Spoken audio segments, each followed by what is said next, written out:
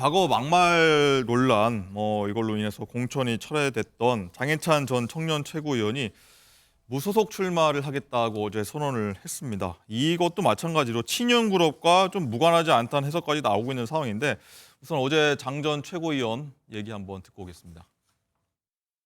부족하고 철없는 20대 시절의 말실수가 부끄럽지만 그럼에도 수영구 주민과 당원들의 선택을 저버릴 수는 없었습니다. 민주당의 이재명 대표는 형수님에게 패륜적인 쌍욕을 하고도 뻔뻔하게 야당 대표로 전국을 돌아다니고 있습니다. 과거라고 해도 이런 패륜 쌍욕을 한 이재명 대표가 셀프 공천받는 것에 대해서 더 엄격한 잣대가 필요합니다. 이종훈 실장님, 일단 장해찬 전 최고도 일단 친윤계로 분류되고 있는데 일단 무소속 공천 취소에 좀 반발한 거죠. 그렇죠. 무소속으로 나왔는데 네. 어떻게 봐야 됩니까? 한 위원장과의 어떤 갈등이 한 연장선상 한 축으로 봐야 됩니까? 어떻습니까? 후보가 직접적으로 비대위원장에게 갈등을 한다라고 이야기할 수는 없을 것 같고요. 네. 불복을 했지만 그럼에도 불구하고 당에 대한 어떤 애정이라든지 이런 부분들을 많이 어떻게 또 이야기한 것 같습니다.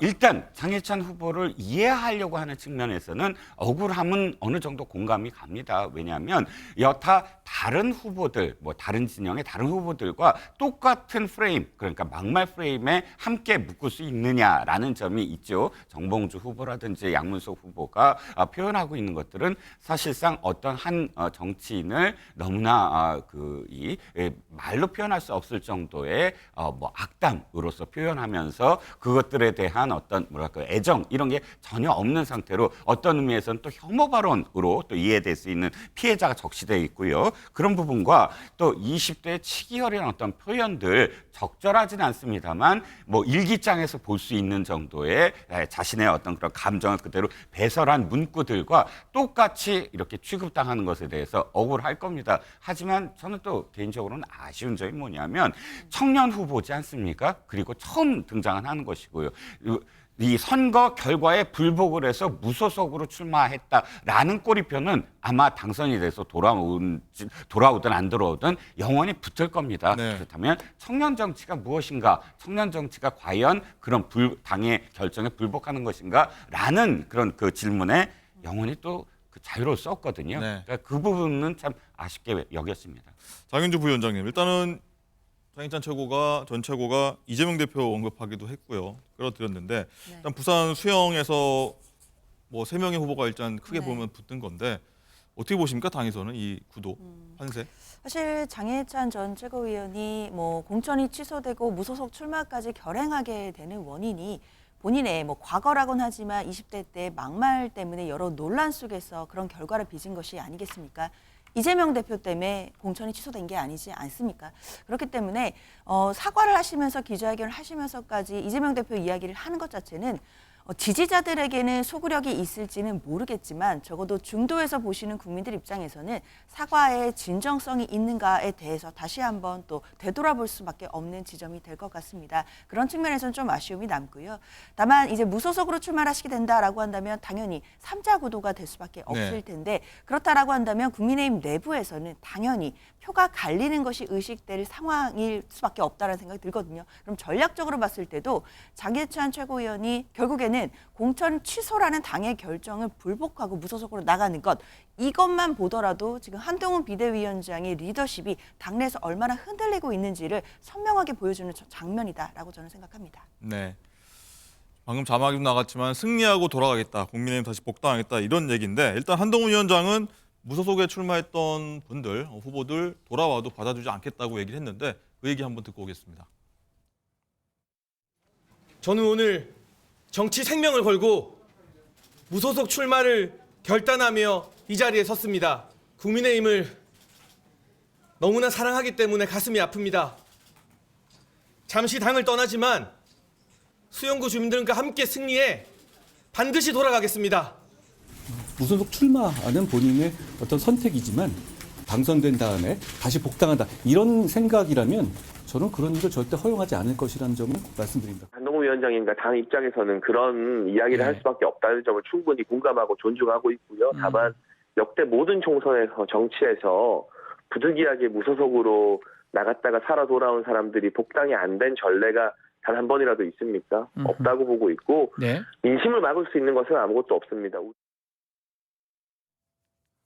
네, 김영 대변인. 일단은 승리하고 돌아간 사람을 안 받은 적이 없다고 장해찬 최고 얘기하는데 가능합니까? 일단 한동훈 위원장은 그럴 일 없다고 일단은 선 그었는데. 일단 당 지도부는 한동훈 비대위원장도 그렇고 장동혁 사무총장도 모두 무소속으로 이후 복당을 안 받아주겠다고 천명을 한 상황입니다.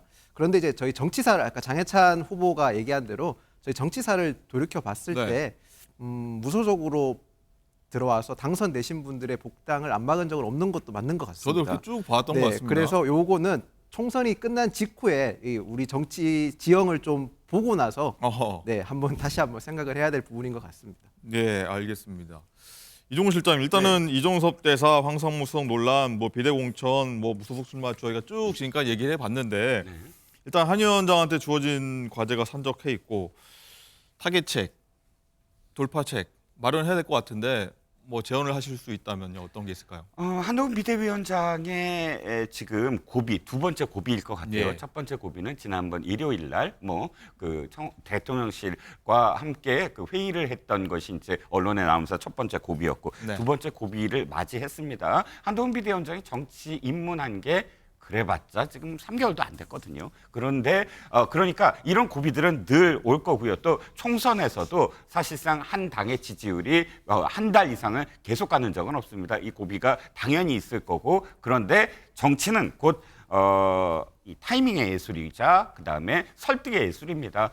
그러니까 국민들의 어떤 눈높이에서 당의 어떤 상황을 대통령실에 어떻게 전달을 하고 대통령실로부터 무엇을 끌어내느냐 이것도 사실은 당대표가 정말로 정치력을 발휘해야 될 순간이거든요. 그렇다면 지금 한동훈 비대위원장의 무기는 하나밖에 없습니다. 국민들의 여론 그리고 당의 지지율 그리고 본인의 지지율입니다. 그 지지율에 대한 확신이 있다면 저는 정면 돌파를 해도 정면 돌파를 해도 국민들이 지지를 해줄 것으로 저는 믿습니다. 정면 돌파라면 이번 몇 가지 사안 중에서도 어떤 식으로 좀 직접적으로 해야 된다고 말씀할 수 있을까요? 저는 죄송합니다. 이종석 국방장관과 전 장관과 그다음에 황상무 전 수석에 대한 문제는 사실상 대통령실도 어느 정도는 민심을 지금 파악하고 있을 거라고 믿거든요. 물론 뭐 불쾌한 기색을 내비쳤다고 하더라도 상당히 논평이라든지 이런 부분에서 좀 관리를 하고 있는 것 같아요. 절제를 하고 있고 그리고 국민 여론의 어떤 향배를 보고 있고 그 문제는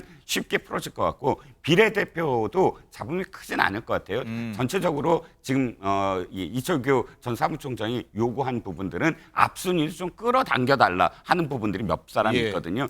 그리고 김혜지 의원 같은 경우는 사실 좀 케이스가 다르고요. 또 장애인이자 또 현역으로 뛸 수 없는 어떤 그러니까 지역구로 뛸 수 없는 한계가 분명히 좀 있는 그런 상황이기 때문에 용혜연 의원과는 좀 다르다, 케이스가 다르다는 게 어느 정도는 국민들도 좀 받아들여질 것 같아서 저는 뭐 크게 이 문제가 뭐 오래 걸릴 것 같지 않다는 생각입니다. 네. 어쨌든 한동훈 위원장이 뭐 갈림길에 있다, 홀로서의 갈림길에 있다 이런 얘기 나오는데 어떤 결단 내릴지 행보도 한번 지켜보도록 하겠습니다.